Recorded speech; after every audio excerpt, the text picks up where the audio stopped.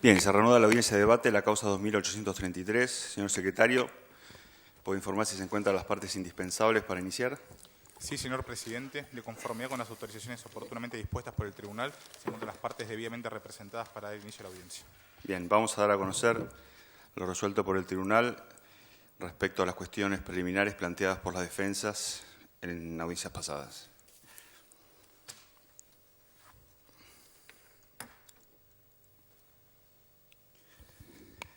Puesto el tribunal a resolver los planteos introducidos por las defensas en carácter de cuestiones preliminares, con sustentos en las disposiciones del artículo 376 del Código Procesal Penal de la Nación, y oídos los representantes del Ministerio Público Fiscal y de las partes querellantes, se les dará tratamiento por el eje temático que a continuación se expone, debiendo estarse en lo relativo a los términos y argumentos in extenso que fueron introducidos, al contenido de las versiones taquigráficas de las audiencias de debate conforme fuera asentado a las actas respectivas. Del planteo 1. Del planteo de excepción de litis pendencia con relación a diversos expedientes en trámite que introdujo el doctor Beraldi,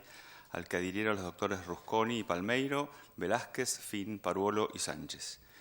La cuestión planteada, en definitiva, consiste en la presunta afectación a la garantía del ne bis in idem, basada en la existencia de diversos expedientes en los que algunos de los imputados se encuentran acusados, al igual que en este proceso, por la presunta comisión del delito de asociación ilícita.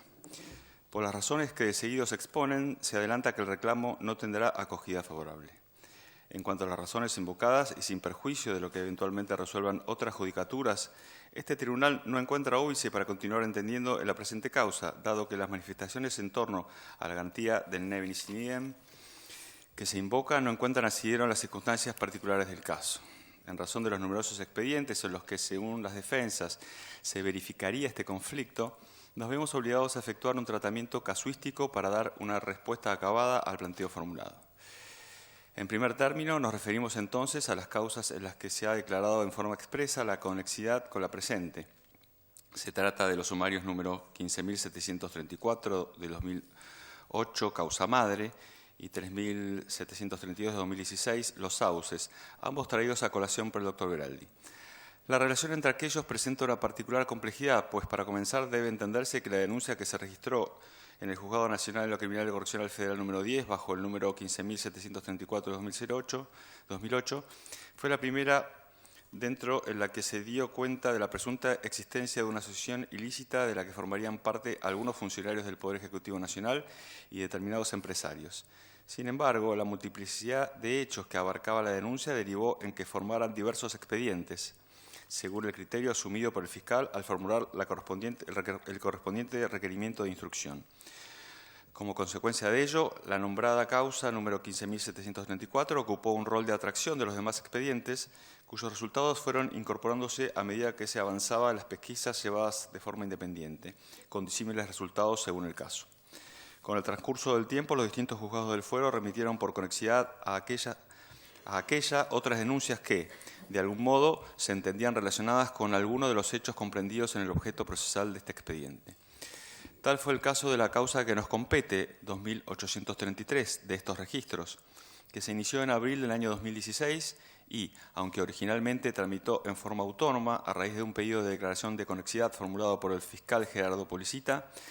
se decidió su tramitación conjunta con la causa número 15.734. De esta manera, ambos quedaron bajo conocimiento del mismo representante del Ministerio Público Fiscal, quien además llevó adelante la investigación por la delegación dispuesta en los términos del artículo 196 del Código Procesal. El fiscal nombrado fue quien solicitó que se llamara a indagatoria, entre otros, a quienes hoy se encuentran en juicio y describió desde un inicio, en el marco de este proceso, el modo en que entendía se había conformado la estructura ilícita primigeniamente denunciada en aquella causa. El doctor Policita explicó que la complejidad y amplitud de la maniobra descripta había determinado, tal como señalamos, la formación y acumulación de expedientes tendientes a investigar los diferentes hechos que habría cometido la organización denunciada con el fin de sustraer dinero de las arcas públicas. En ese contexto es que ahondó, comillas, sobre una nueva operatoria criminal vinculada con las personas denunciadas y el objeto procesal originario por medio de la cual desde el Poder Ejecutivo Nacional y los organismos de la Administración Estatal con intervención en materia de obra pública, en este caso el Ministerio de Planificación, la Secretaría de Obras Públicas, la Dirección Nacional de Vialidad y la Administración General de Vialidad de la provincia de Santa Cruz, se montó una estructura funcional orientada a la sustracción de fondos públicos por medio de la asignación discrecional de prácticamente el 80% de las obras viales adjudicadas en la provincia de Santa Cruz, lo que representó contratación del Estado en favor de Lázaro Antonio Báez por más de 16.000 millones de pesos. Cierra comillas. Por otra parte, lo atinente a la causa número 3732, se advierte una situación de iguales características. Obsérvese que en el requerimiento fiscal de elevación a juicio, los fiscales Publicita y Maíque sostuvieron que, comillas, el carácter delictivo de los fines buscados se releva con total celeridad en que, como se expuso a lo largo de este dictamen, la asociación criminal tuvo, entre otros objetivos, sustraer fondos públicos, entre ellos los destinados a la obra pública vial de la provincia de Santa Cruz, y posteriormente realizar distintas maniobras tendientes a su apropiación en lo que constituye el objeto procesal de las causas 11.352 y 3.732. Se verifica también a su respecto la existencia de una pluralidad de planes delictivos. En este sentido, las diversas pesquisas han permitido acreditar que la organización criminal no solo actuó en más de 50 contrataciones de obra pública vial que fueron sucediéndose a lo largo de los años durante más de una década, sino que también la misma organización, con algunos nuevos integrantes y otros que ya no participarían, actuó con el objetivo de garantizarle a sus jefes y organizadores la libre disposición de una parte de lo sustraído, lo que constituyó otra etapa de la maniobra en general y nuevos planes criminales con el fin de lograr su cometido. En el subexamen, todos tales planes eran indeterminados en la medida en que, en todo momento, no existió un catálogo preciso y detallado de cuáles habrían de ser las conductas concretas que se ejecutarían para cumplir con esos fines.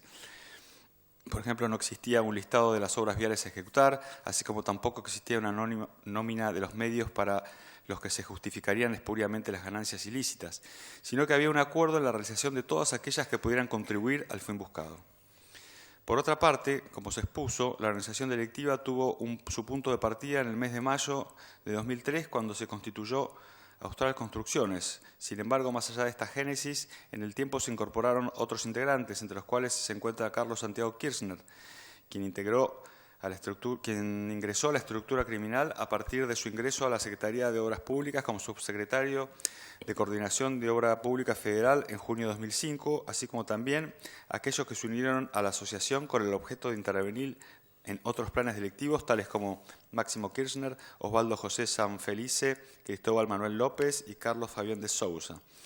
Sin perjuicio de ello, como se ha adelantado, esta misma asociación, dentro de sus planes criminales, incluyó, entre otras maniobras, aquellas que se investigan en la causa número 11.352 y 3.732, en las que los jefes de la organización actuarían ahora desde el ámbito privado, recibiendo a través de distintos canales tendientes a justificar el ingreso de fondos a su patrimonio, por ejemplo, como locadores de hoteles e inmuebles, lo que les permitió así contar y utilizar libremente una porción de los fondos sustraídos a la administración pública, cierra comillas. Los párrafos precitados, todos ellos sobrantes en el requerimiento de elevación a juicio elaborado por el Ministerio Público Fiscal en esta causa, demuestran una circunstancia que incluso fue valorada por el doctor Beraldi al introducir su planteo. En lo que atañe a esta causa y sus conexas, la asociación ilícita que le adjudican a los acusadores a alguna de las personas imputadas en esta causa y en sus conexas es una sola, independientemente de los hechos presuntamente ilícitos que por razones procesales sean juzgados de forma independiente.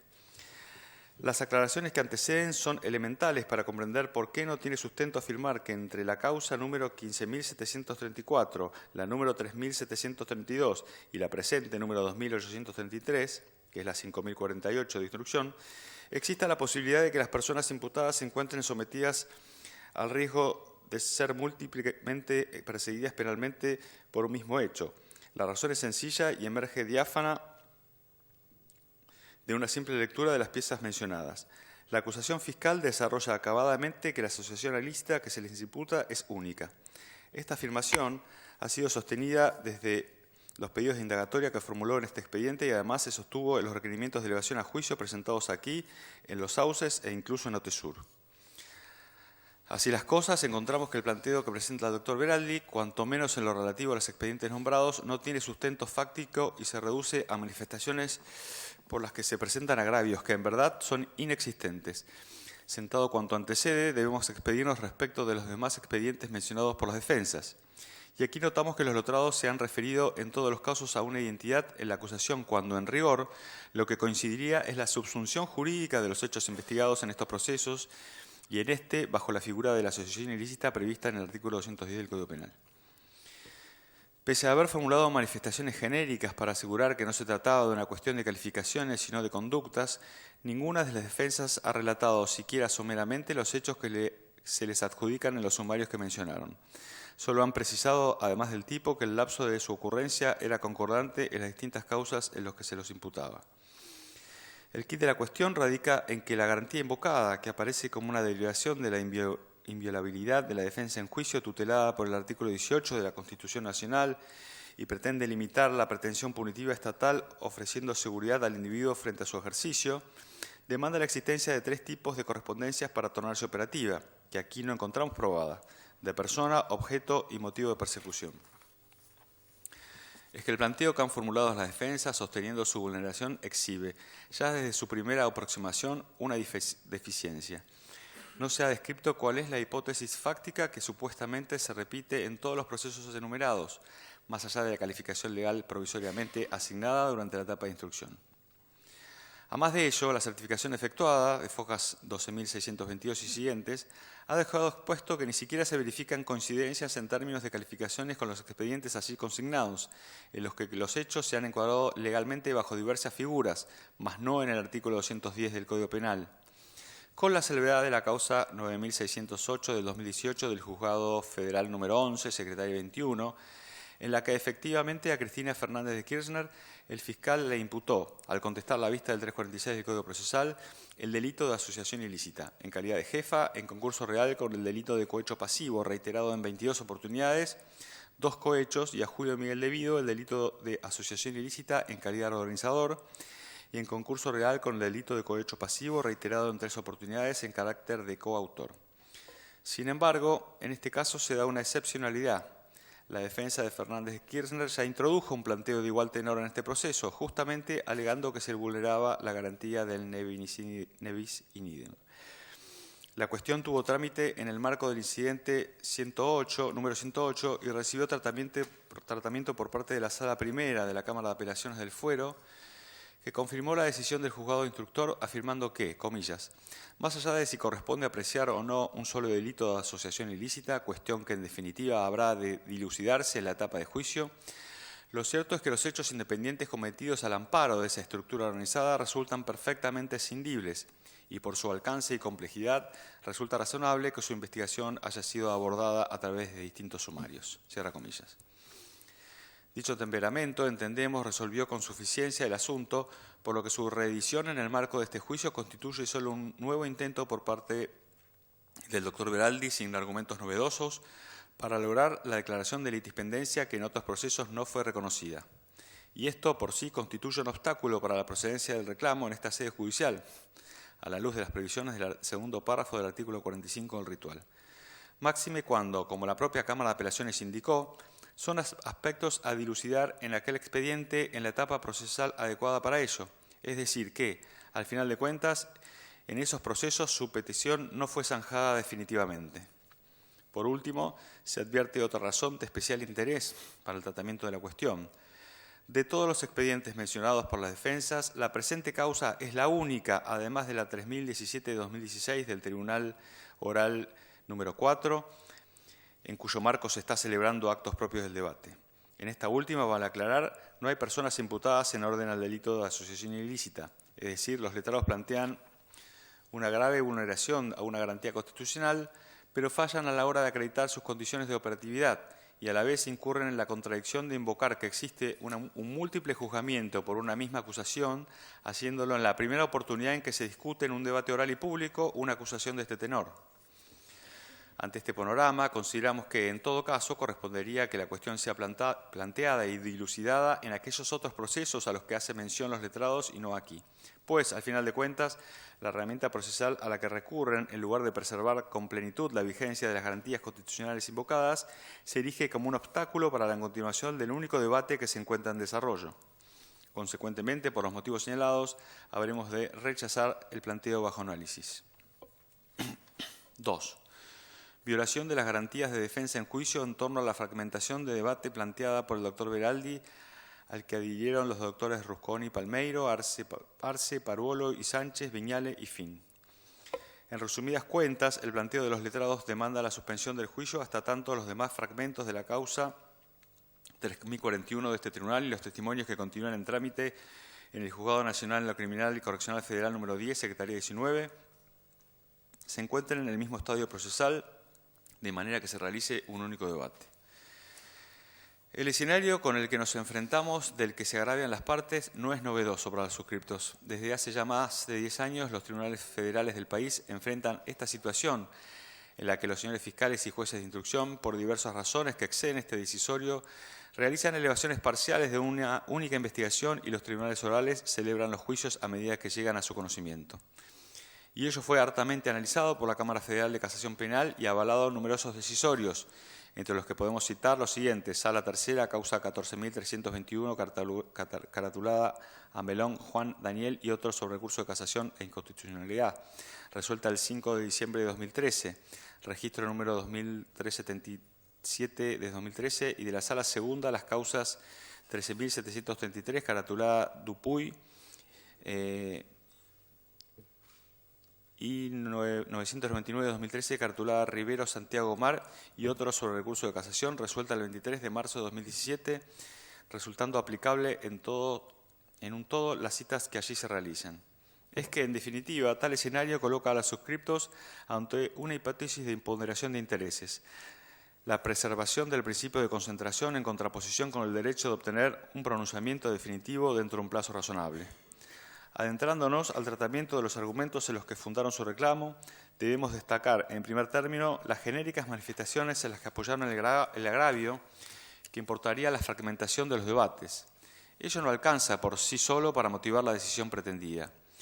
Con excepción del doctor Viñale, los señores defensores no han logrado demostrar, con referencias concretas a intereses de su parte, cómo se verían impedidos de emprender la defensa de su hipótesis del caso sino que efectuaron meras referencias a la imposibilidad de interrogar a aquellos imputados que no se encuentran sometidos en la actualidad al debate oral. Además, introdujeron la posibilidad de que el tribunal efectúe un prejuzgamiento con relación a las responsabilidades penales que se discuten en la causa 3041, circunstancia que, en todo caso, podría ser objetada por los imputados en ese segundo tramo, toda vez que el ejercicio del contradictorio en su plenitud se encuentra garantizado con la posibilidad de examinar a los testigos que habrán de concurrir al debate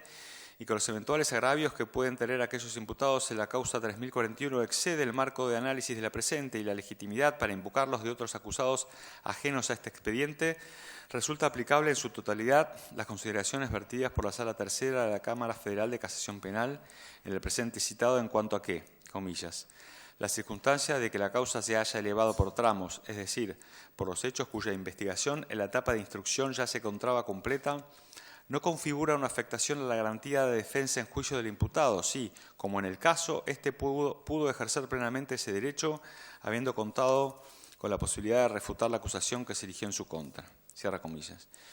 Y esto último, evidentemente, no incluye la posibilidad de interrogar a consortes de causa, cuyas declaraciones se ven protegidas por garantías de raigambre constitucional.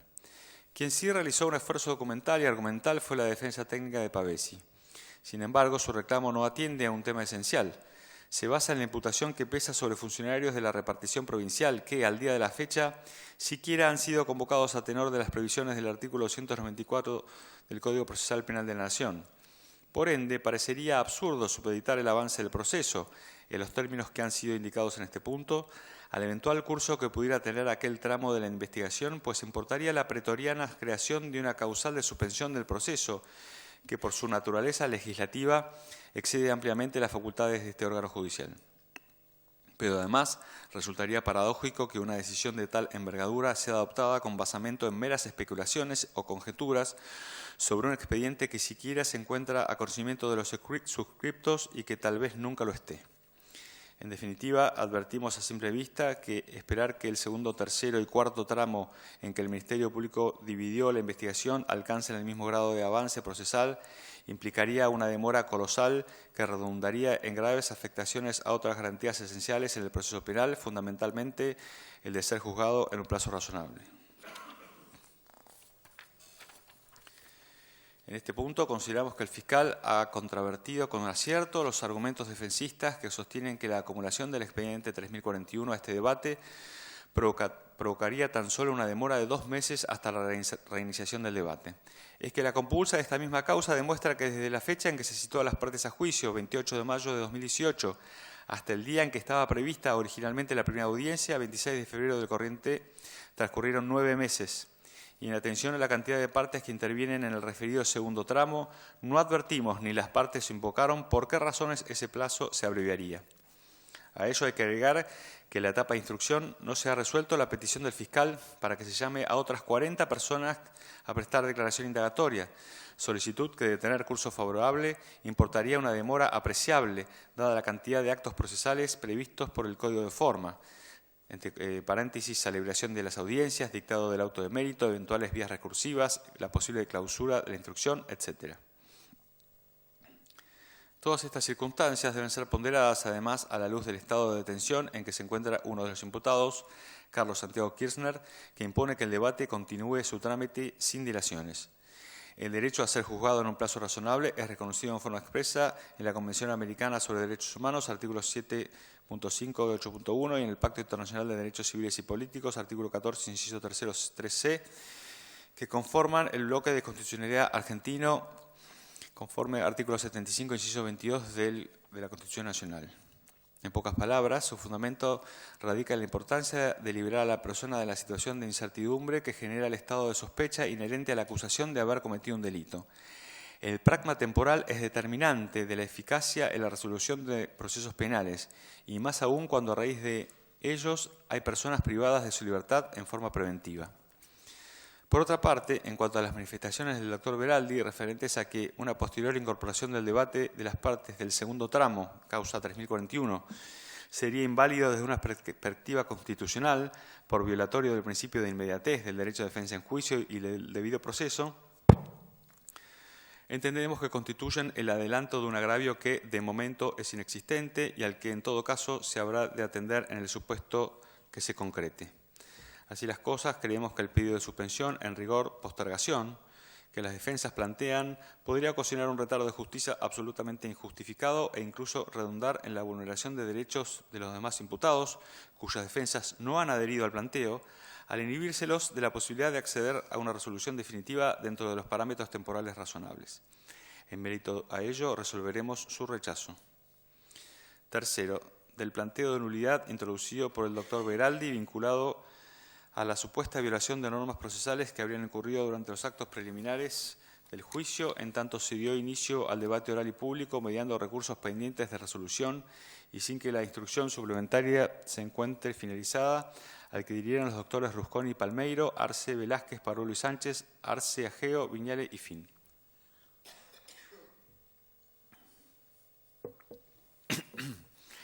Ante la duplicidad argumental que presentan los planteos defensistas, idéntica suerte habrá de correr la fundamentación que presentaremos a continuación.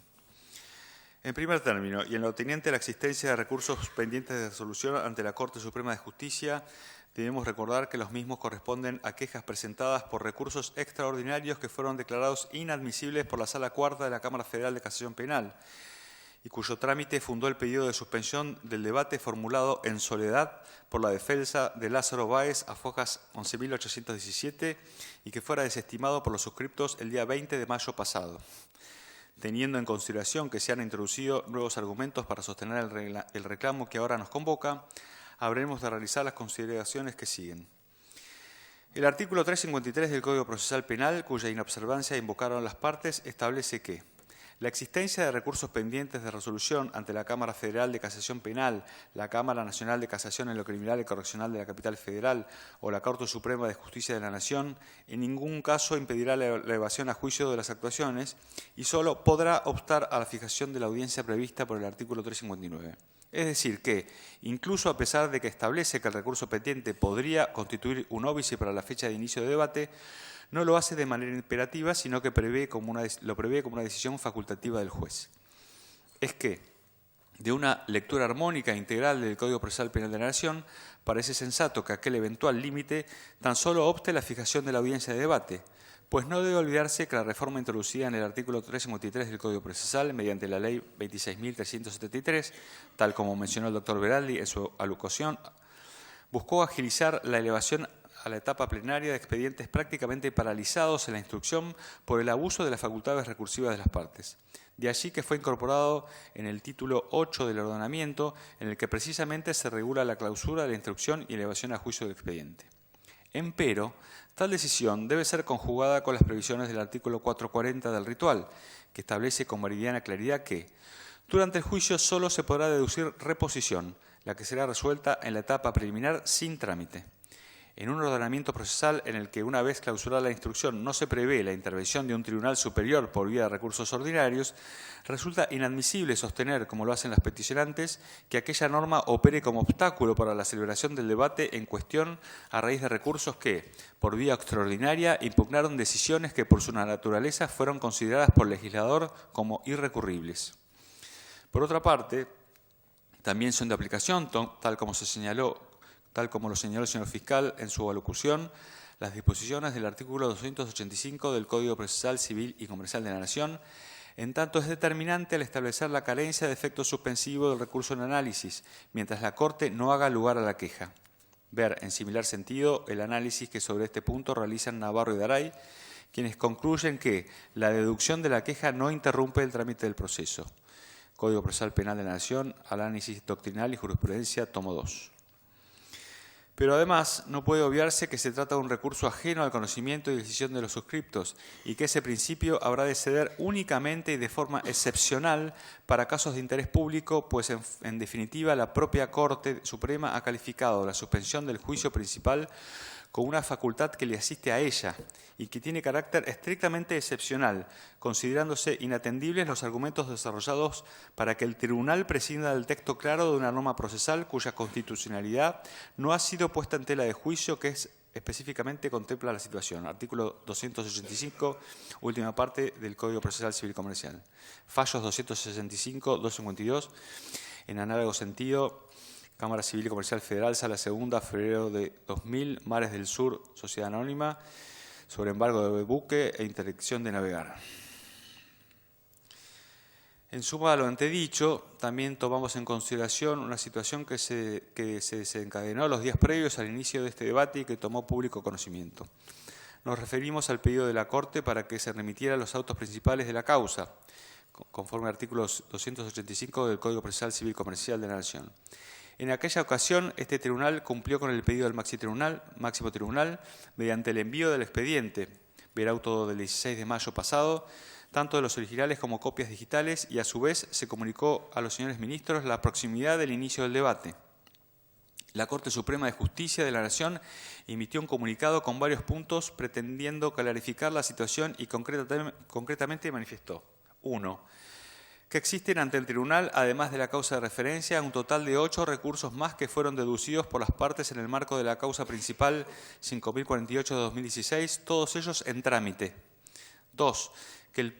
paso jurídicamente correcto fue solicitar los incidentes a la Cámara Federal de Casación Penal, al Tribunal Oral Federal Interviniente, que fueron recibidos por el tribunal con fecha 17 de abril de 2019. 3. Que de la lectura de dichos legajos no surgieron elementos suficientes para poder resolver los planteos de las partes. 4. Que en función de ello se solicitó con carácter urgente al expediente principal al Tribunal Oral, medida esta dispuesta por esta Corte. 5. Que esta medida es habitual en la Corte y ha sido adoptada en numerosas oportunidades. 6. Que esta decisión no tiene firma alguna de los ministros ni disidencias y se concreta con la sola firma del secretario, tal como es de estilo y como fuera oportunamente publicado en el Centro de Información Judicial.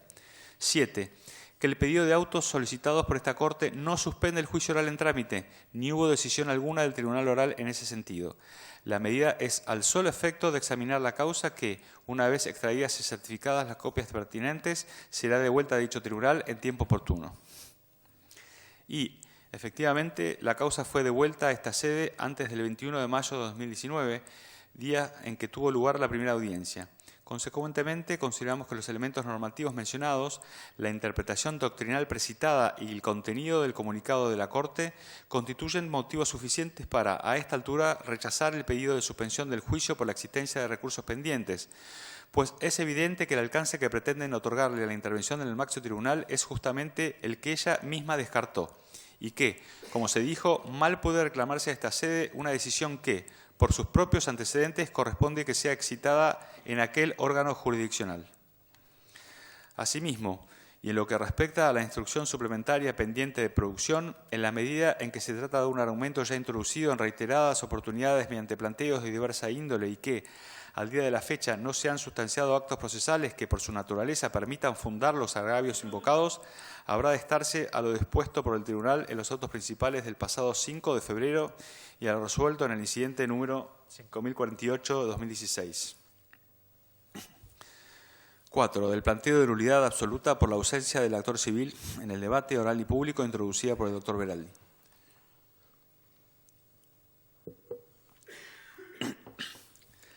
Para resolver esta cuestión se impone realizar un breve raconto de lo ocurrido en el marco de este incidente.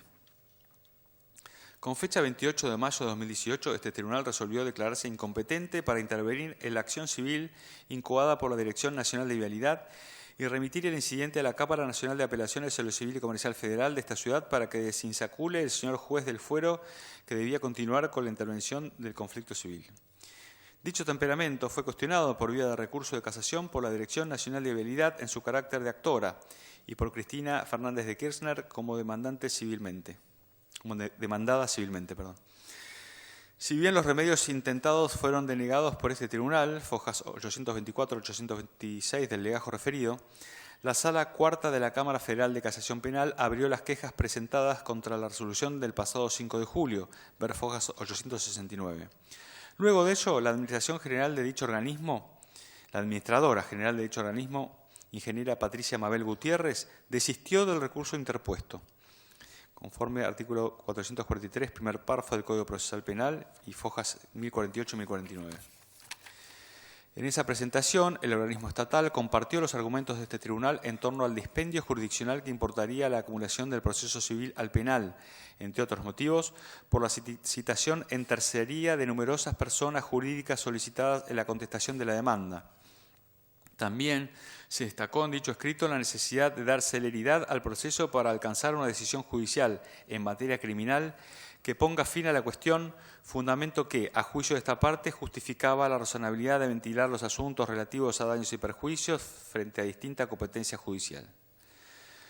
Los magistrados de dicha sala, mediante el auto del 21 de septiembre de 2018, decidieron entonces tenerlo por desistido y declarar inoficioso el tratamiento ante ese fuero penal del recurso interpuesto por Cristina Fernández de Kirchner, fojas 1065 y 1067. Fundamentalmente consideraron que, como consecuencia de la decisión de la actora, cobraba vigencia lo resuelto por esta judicatura en cuanto a que era el Fuero Civil y Comercial Federal el que debía continuar entendiendo en la presente acción y que los demás cuestionamientos de la parte civilmente demandada debían ser reconducidos en la nueva sede. La defensa de Fernández de Kirchner interpuso recurso extraordinario federal contra dicha resolución,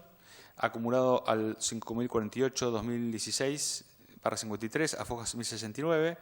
el cual fue declarado inadmisible por la Sala Cuarta de la Cámara Federal de Casación Penal con fecha 7 de noviembre de 2018. Esa parte presentó un recurso de queja ante la Corte Suprema de Justicia de la Nación, que a la fecha no ha sido resuelto. En paralelo, tras sortearse en la Cámara Nacional de Apelaciones sobre lo Civil y Comercial Federal, la que le dio ingreso bajo el número 4485-2018, el expediente se remitió al juzgado número 11, Secretaría 22 de ese fuero. La doctora Alicia Viviana Pérez, jueza subrogante de esa judicatura, el pasado 27 de noviembre resolvió declararse incompetente para entender en esas acusaciones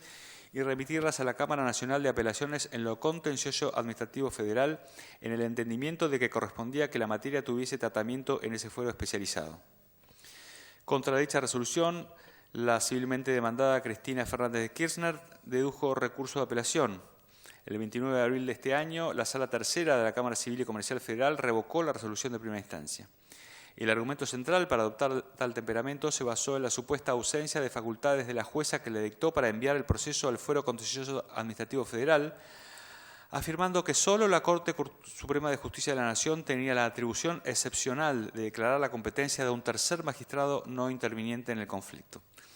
A juicio de esa sala revisora, la decisión de primera instancia debió limitarse a evaluar su propia competencia y, en caso de entender que no debía conocer el asunto, devolver el legajo al juzgado de origen. Consecuentemente, el expediente número 4485-2018 volvió a conocimiento del Juzgado de lo Civil y Comercial Federal número 11, cuya jueza emitió un nuevo pronunciamiento conforme lo ordenado por su superior. En esa oportunidad mantuvo la totalidad de los argumentos que habían sido eje de la incompetencia decretada en favor del Fuero Contencioso Administrativo Federal, pero, a la luz del criterio que imponía la revisión, la magistrada decidió devolver las actuaciones a esta judicatura para que procediera conforme se estime pertinente.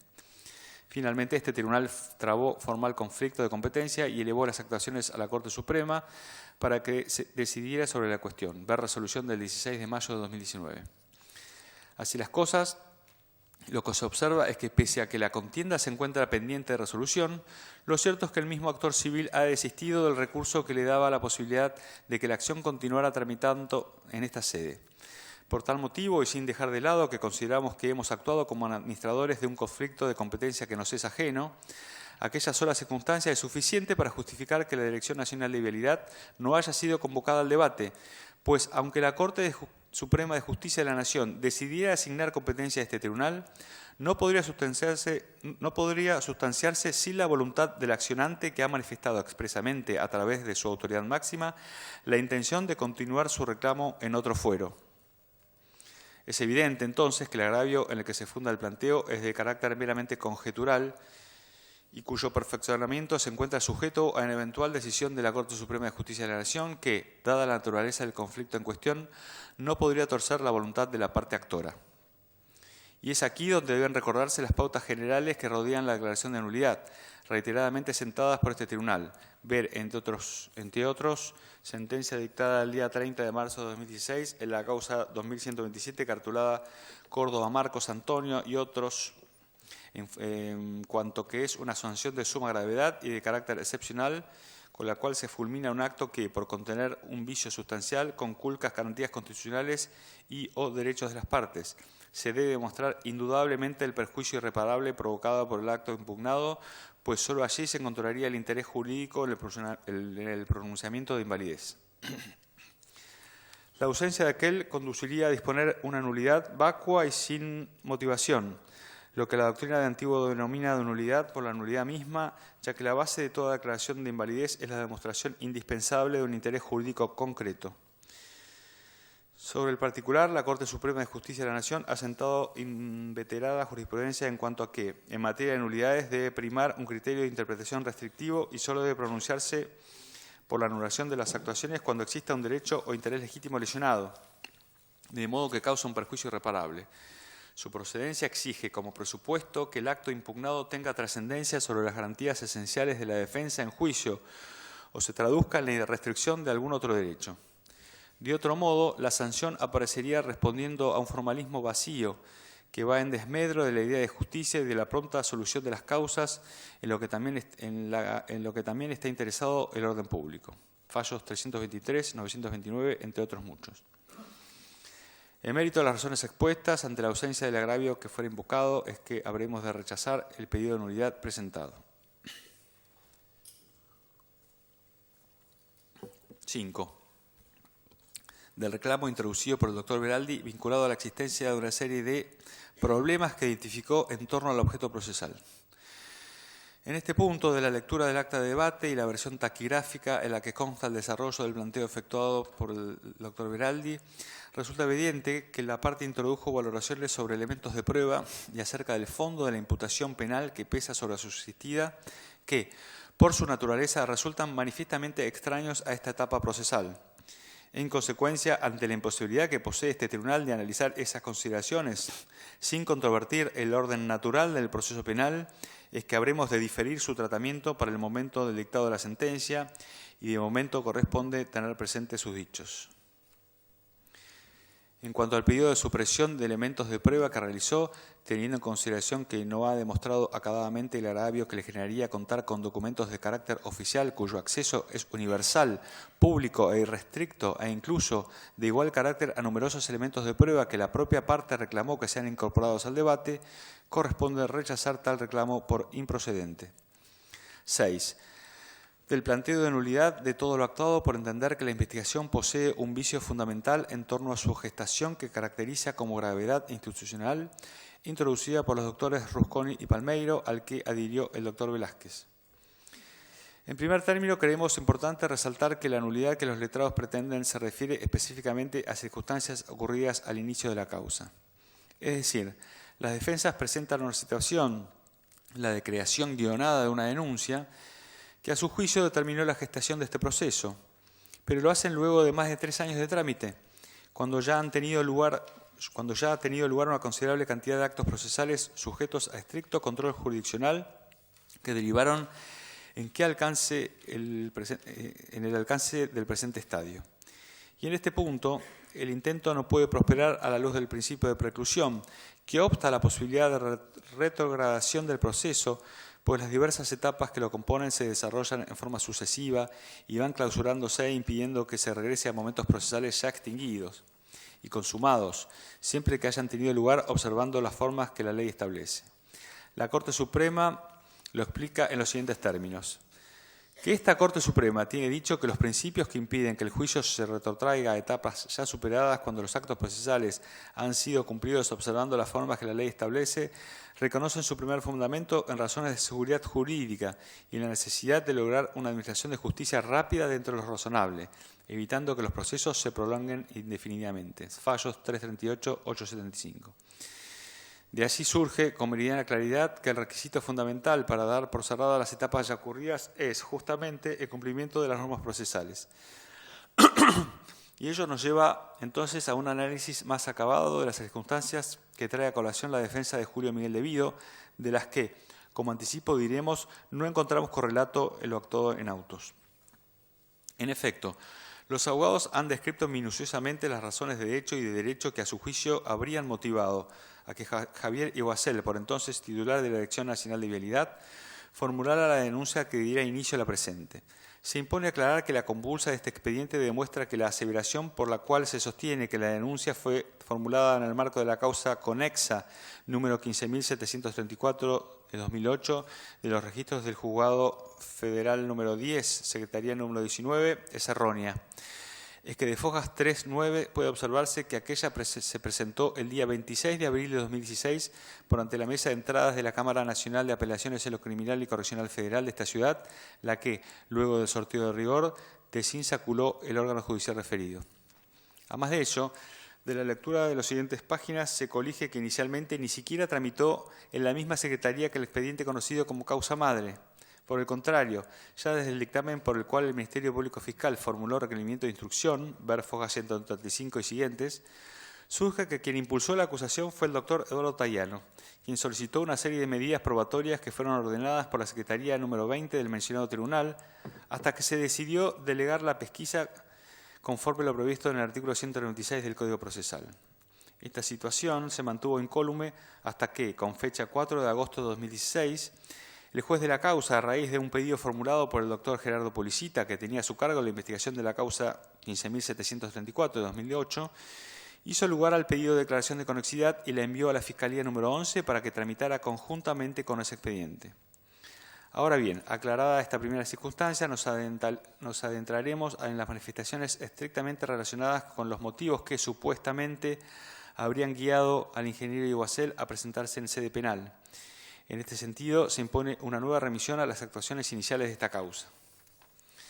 Nótese que en aquellas, fundamentalmente en el escrito que denuncia, se relata que del informe de la Unidad de Auditoría Interna de la Dirección Nacional de Vialidad surgieron una serie de eventuales irregularidades en torno a la adjudicación de obra pública vial en el Distrito 23 de Santa Cruz, que son las que constituyen el objeto procesal de la presente causa. La explicación de las razones que llevaron a la realización de dicha auditoría son concretas y fueron consignadas en esos documentos. 2 puntos. La paralización de las obras que se encontraban en cabeza de la empresa Austral Construcciones y Canqui Costilla y la consecuente suspensión de más de 1.500 empleados. Conforme lo relatado, ello motivó la celebración de una audiencia el 30 de diciembre de 2015 en la Secretaría de Trabajo y Seguridad Social con sede en Río Gallegos, en la que se dispararon alertas por una nota suscripta por Carlos Alonso, ex subadministrador de la Dirección Nacional de Vialidad, que habría dado origen a la demanda al organismo de ciertos pagos por parte de las empresas mencionadas, aparentemente ilegítimos. El panorama descripto, tan solo una referencia a las constancias del expediente a las que debemos ceñirnos para resolver y que por su naturaleza es evidente que habrán de ser ventiladas en el debate oral y público que se encuentra en pleno desarrollo, nos dota de elementos suficientes para desechar la hipótesis que se invoca, lo que no implica la convalidación ni comprobación de su contenido, que será sujeto a estricto control en el contradictorio, sino pura y exclusivamente un análisis formal para verificar las razones esgrimidas por la parte. Obsérvese además que el factor que resaltan como determinante de lo que sostienen es la declaración de Leonardo Fariña, la que según su hipótesis habría desencadenado en la presentación de la denuncia y sería su basamento esencial. Sin perjuicio, aunque el nombrado ha sido aceptado como testigo para el debate, requerido tanto por acusadores como por algunas defensas, e incluso, pese a que es indagatoria, obra en copias en este expediente, su declaración, conforme lo expresara el señor fiscal al responder el planteo, no constituiría un elemento de relevancia en la construcción de su hipótesis del caso. A todo lo expuesto debemos añadir una última razón que creemos es de especial importancia. Las partes podrán ahondar sobre estas cuestiones en el marco del debate, pues tanto Javier Iguacel como Leonardo Fariña, a quienes señalan como piezas fundamentales en la estrategia de ideación de la denuncia, serán convocados al juicio en calidad de testigos. Esto les dará la oportunidad de interrogarlos sobre estos asuntos y, eventualmente, alegar en la deliberación final, si lo consideran pertinente, sobre los eventuales alcances de sus expresiones. Descartadas las alegaciones fácticas sobre las que se fundamenta el reclamo nulificante, consideramos evidente que, en la actualidad y sin perjuicio de lo que en definitiva resulte del contradictorio, al día de la fecha no existe un agravio concreto cuya reparación importe la fulminación de nulidad como la que se pretende. Ya hemos destacado anteriormente, ven en este sentido el punto 4, el criterio largamente sostenido por la Corte Suprema en cuanto a que, en materia de nulidades procesales, ha de primar un criterio restrictivo de interpretación que evite el formalismo vacío, en desmedro de la idea de justicia y de la pronta solución de las causas, en lo que también está interesado el orden público. Del dictamen de la Procuración General de la Corte se remite Corte Suprema de Justicia, números 1318 de 2016. En la misma línea se afirma que el incumplimiento formal es siempre un signo, no una realidad. Por eso la declaración de nulidad corresponde siempre a un interés concreto y no es otra cosa que una respuesta ante un particular estado de indefensión o bien ante un acto viciado cuya reparación es imposible. Binder Alberto, el incumplimiento de las formas procesales. Ello por cuanto la nulidad se vincula íntimamente con la idea de defensa, artículo 18 de la Constitución. Solo cuando surge algún vicio, defecto u omisión que haya privado a quien lo invoca del ejercicio de alguna facultad, afectando la garantía en cuestión, se produce una indefensión configurativa de nulidad. Si no media tal perjuicio, la invalidez del acto por nulidad queda descartada. Su procedencia está limitada por el grado de afectación de esa garantía. Dálvora Francisco José, Código Procesal Penal. En mérito de ello, por el principio de preclusión, al juzgarse infundadas las razones brindadas y toda vez que la declaración de nulidad es un remedio que demanda la existencia de un agravio concreto y directo que permita acceder a la pretensión de la parte que aquí no se ha comprobado, será rechazado. 7. Del planteo de nulidad del proceso por violación al derecho de defensa ante la imposibilidad de haber generado prueba esencial introducido por los doctores Rusconi y Palmeiro. Sobre este punto, cabe recordar que la defensa de Julio Miguel de Vido, a fojas 9.560, 9.574 de los autos principales, interpuso recurso de casación contra lo resuelto por este tribunal el 23 de septiembre de 2018, en cuanto no hizo lugar a determinadas medidas de prueba que fueron solicitadas por esta parte. Tal recurso fue rechazado el 1 de octubre de 2018 sobre la base de que el remedio intentado contra el prohibido de prueba no reunía los requisitos de admisibilidad exigidos por el Código Ritual, toda vez que no se encontraba dirigido contra una sentencia definitiva o equiparable a tal, artículo 457 del Código Procesal. Ante ello, interpuso recurso de queja que la Sala Cuarta de la Cámara Federal de Casación Penal no hizo lugar con costas, 25 de octubre de 2018. Oportunidad en la que descartó que en el caso se vea implicada una cuestión de índole federal o que la decisión recurrida le ocasionara al impugnante un agravio actual de tardía o imposible reparación ulterior y un recurso extraordinario federal, el que, con fecha 13 de diciembre pasado, fue declarado inadmisible. Actualmente se encuentra en recurso de queja pendiente de resolución ante la Secretaría Judicial número 3 de la Corte Suprema de Justicia de la Nación. La parte reedita como cuestión preliminar un planteo ya deducido anteriormente y que, pese a que no fue presentado conforme lo estipula el ordenamiento procesal, actualmente está en tratamiento ante la Corte Suprema. En definitiva, se trata de un nuevo cuestionamiento a la actuación del tribunal que, como director del proceso, posee asignada la función de evaluar la pertinencia y utilidad de las medidas de prueba propuestas por las partes. Y en tal carácter corresponde estar a los decisorios mencionados para desechar el repetido punto que emprende la parte por ser una reedición de lo ya planteado. Por lo demás, en lo que atañe a las críticas que introdujeron en torno al informe de auditoría confeccionado por la Dirección Nacional de Vialidad que motivara la denuncia de la presente causa,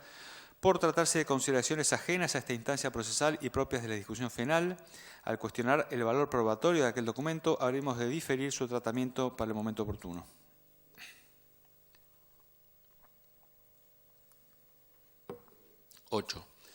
Del planteo de nulidad por indeterminación del hecho imputado que realizaron los doctores Rusconi y Palmeiro, al que adhirieron los doctores Paruolo y Sánchez. En primer lugar, se advierte que el planteo no es más que una reedición de objeciones que vienen haciéndose ya desde la ocasión en que el Ministerio Público Fiscal requirió al juez de instrucción que convocara a los imputados en los términos del artículo 294 del Código Procesal. En efecto, el estudio de estas actuaciones exhibe que múltiples letrados se han alzado mediante distintos remedios, en algunos casos pedidos de nulidad, en otros por vía recursiva, contra los actos procesales en los que se circunscribían con mayor o menor nivel de profundidad los hechos investigados. En este sentido, cabe recordar que, conforme las constancias de autos, la otrora defensa de Julio Miguel de Vido, doctores Julio Brigolini y Adrián Maloné, había ya formulado planteos de similar tenor en la etapa de instrucción, excepción de falta de acción, nulidad e ilegalidad de la promoción de la acción, mediante los cuales atacaron dictámenes suscriptos por los fiscales doctores Policita y Maíquez, que no tuvieron favorable acogida. En particular, aquella parte afirmó que los hechos identificados como 1, 2 y 3 eran de formulación abstracta, completamente atípicos porque no encajaban en ningún tipo penal y que implicaban una acción penal ilegalmente promovida, que acarreaba como consecuencia, por un lado, la nulidad de los actos de imputación y, por el otro, la procedencia de la excepción que se dedujo. Así, se afirmó que tales presentaciones incurrían en graves y manifestaciones vicios, puntualmente la falta de motivación y violación de los principios de actuación que rigen en el Ministerio Público Fiscal. Tales planteos fueron rechazados in limine por el juez de la anterior instancia en 2 oportunidades y con motivo de ello interpusieron recurso de apelación, el que también se rechazó invocando la inapelabilidad de la materia. Fue por ello que dedujeron recurso de queja, el que también le fue rechazado, al igual que el recurso de casación, que fue declarado inadmisible por la Sala 1 de la Cámara Federal. Frente a esta decisión, esta defensa presentó una queja, a la que la Sala Cuarta de la Cámara Federal de Casación Penal no hizo lugar, y posteriormente un recurso extraordinario que fue declarado inadmisible. Ver Fojas 2538, 46, 2649, 50, 3307, 16,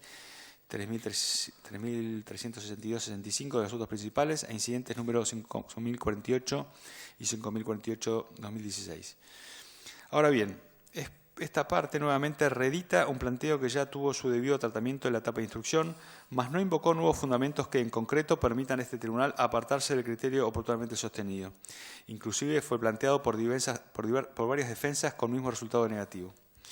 Por caso, la misma suerte corrió un pedido de nulidad formulado Cristina Fernández de Kirchner contra el pedido fiscal de convocatoria a indagatorias y el auto dictado por el juzgado haciendo lugar al requerimiento. Ver Focas 2472, 2503, 2529, 2532, 2545, 2647, 2648, 2652 de los autos principales e incidente número 5048, 2016. Además, los letrados que actualmente se encuentran a cargo de la defensa técnica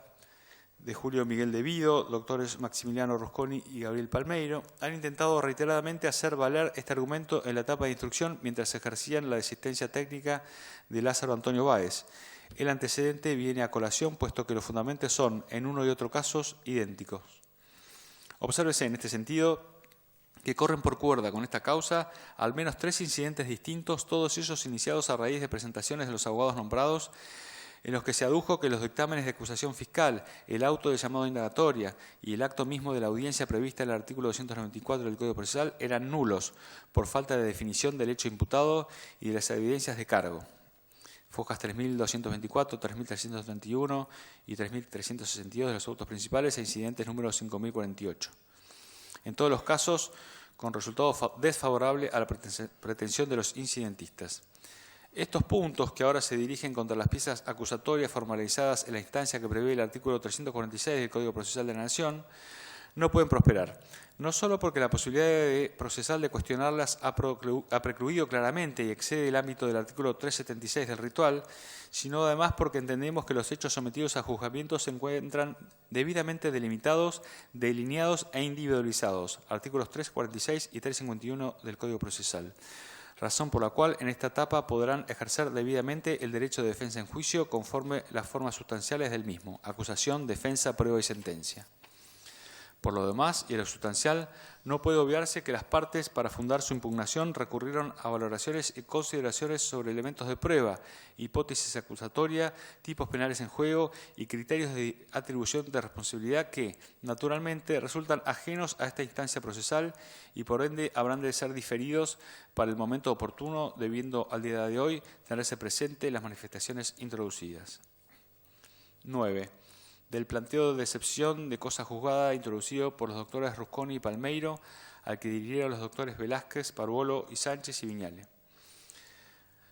Puestos a evaluar el fondo del reclamo, se advierte con meridiana claridad que los argumentos de hecho y derecho que ahora se introducen para fundar el reclamo de litispendencia por afectación a la garantía de Nevis in idem fueron debidamente analizados y descartados por el tribunal en el marco del incidente de excepción de incompetencia y de falta de acción por cosa juzgada efectuado por la defensa de Cristina Fernández de Kirchner y de excepción de incompetencia y de falta de acción por litispendencia presentada por la asistencia técnica de Carlos Alberto Kirchner. Mas ni siquiera ha sido el único tratamiento que recibieron los agravios que ahora se introducen, pues en la instancia anterior se generó el incidente de falta de acción por cosa juzgada, número 5048-2016-37, a instancias de los doctores Rusconi y Palmeiro, quienes por entonces ejercían la asistencia técnica de Lázaro Antonio Báez, el que también se resolvió de forma desfavorable para su pretensión. Se la relacionó con las causas número 89 de 2011, 33.026-2013, fiscal número 33.613 y 57.751 de 2015. En definitiva, por no haberse introducido nuevos argumentos que conmueve aquella primigenia decisión, es que corresponde estar a lo allí dispuesto, resultando inoficioso reiterar los fundamentos oportunamente brindados. Distinta es la situación del segundo eje argumental en el que funda el reclamo de litispendencia a la defensa técnica de Julio Miguel de Vido, con basamento en la doctrina emergente del precedente Pompas de la Corte Suprema, y cuyo argumento sustancial se erige en torno a la existencia de una única gestión a cargo del Ministerio de Planificación Federal, Inversión Pública y Servicios Públicos, y por lo tanto que la condena recaída en la causa que identificó como 11.2 en orden al delito de administración fraudulenta abarcaría la acusación que ahora se le realiza. Por su naturaleza, quedan incluidas en este acápite las consideraciones que introdujo las partes relativas a diversos expedientes en trámite en el que también se le atribuye el delito de administración fraudulenta a su pupilo procesal, aspecto sobre el cual, en lo pertinente, resultan aplicables los fundamentos brindados en el punto 1 de la presente decisión. Es evidente que la naturaleza del reclamo importaría realizar una evaluación sobre el fondo de la cuestión sometida a conocimiento de los suscriptos que, por el estadio procesal en el que nos encontramos, resulta desacertado. Es que la invocación del presidente Pompas implica, a nuestro modo de ver, la evaluación de una serie de circunstancias fácticas para determinar su aplicabilidad al caso concreto. Sin embargo, entendemos que tal escollo puede saltearse a la luz del antecedente que se invoca para fundar su petición.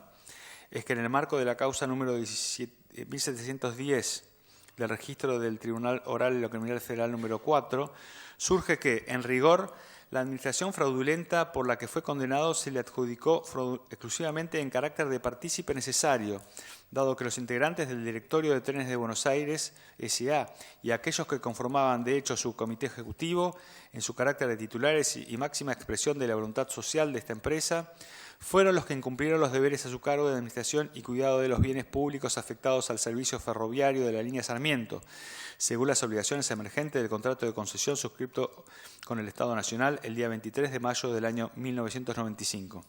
De allí que, al pretender construir un único mandato y administración en base a un temperamento jurisdiccional en el que se le atribuyó a debido una participación penal accesoria a una administración que le era ajena, constituye un cerro argumental que conduce necesariamente al rechazo de la pretensión realizada. 10. Del planteo de excepción de falta de acción y consecuente pedido de apartamiento de la unidad de información financiera introducido por los doctores Rusconi, Palmiero, Arce, Ageo, Parvolo, Sánchez, Velázquez y Viñale. Puestos a evaluar el planteo introducido, se adelanta que no tendrá acogida favorable por los argumentos que a continuación se desarrollarán. El nódulo de conflicto trata, en definitiva, en determinar si a la luz de la redacción actual de la Ley 25.246 y su decreto reglamentario de 2226 de 2008,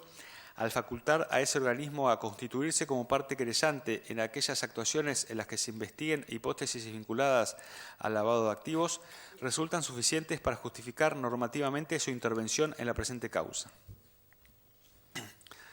Conforme quedara delimitado por los requerimientos de elevación a juicio formulados y sobre los que no existe controversia, es que las hipótesis acusatorias aquí plasmadas no contienen imputaciones en tal sentido. Por esa razón, y en los términos fijados por el Tribunal Superior que interviene en esta causa, habrá que establecer la existencia de un interés legítimo y concreto sustentado en los elementos de la causa de los hechos investigados que permita reconocerle la legitimación procesal en los términos del artículo 82 del Código Procesal Penal de la Nación. Cámara Federal de Casación Penal, Sala Cuarta, causa 1302 de 2012, Budú Amado y otros sobre recurso de casación, resuelta el 6 de octubre de 2016, registro número 1230, principalmente voto del doctor Gustavo Hornos y en similar sentido, Sala Segunda, causa 12.441 de 2008, caratulada López José Francisco, sobre el recurso de casación, resuelta el 9 de febrero de 2018, registro 20 de 2018 y 2885 de 2016, caratulada Vázquez Manuel, sobre el recurso de casación, resuelta el 11 de julio de 2018, registro 886 de 2018, Sala Cuarta, causa 2864 de 2014, caratulada Unidad de Información Financiera sobre el recurso de casación, resuelta el 10 de abril de 2018, registro 2288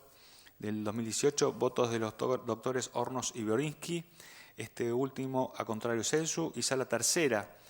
causa 3710 de 2014, caratulada Schiavi Juan Pablo sobre recurso de casación, resuelta el 29 de junio de 2018, registro 803, voto de la doctora Ledesma. Y ese interés legítimo y concreto que se exige para fundar su participación en el proceso conforme fuera plasmado por el representante de la Unidad de Información Financiera al responder al planteo formulado, se erige en torno a la calidad de ilícito precedente que, según las acusaciones, tendría la maniobra delictiva que aquí se investiga con relación a la hipótesis de lavado de activos que actualmente se juzga en la causa número 3017-2013, caratulada Báez Lázaro Antonio y otros sobre lavado de activos del registro del Tribunal Oral y lo Criminal Federal número 4, entre otros. En sus propias palabras, se destacó el carácter de ocultamiento que posee el delito de lavado de activos y la consecuente necesidad de, comillas, encontrar lo antes posible, cierre comillas, el origen de las maniobras, que a raíz de ello el organismo definió su estrategia de constituirse como parte en aquellas investigaciones por delitos precedentes, porque tiene que impulsar y darle un valor agregado a esa investigación para que no se nos escapen los activos tóxicos que fueron obtenidos a través del ilícito precedente, precedente.